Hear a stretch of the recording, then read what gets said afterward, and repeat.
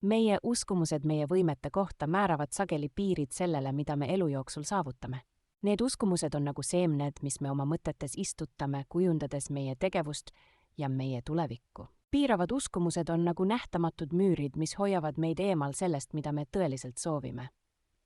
Kuid nende uskumuste vaidlustamine on esimene samm vabaduse poole, võimaluse poole olla see, kes me tõeliselt oleme. Mõnikord on kõige suurem takistus meie eduteel see pilt, mille oleme enda kohta oma peas loonud. Iga kord, kui lükkame tagasi vana piiravat lugu ja kirjutame uue, loome ruumi uutele võimalustele.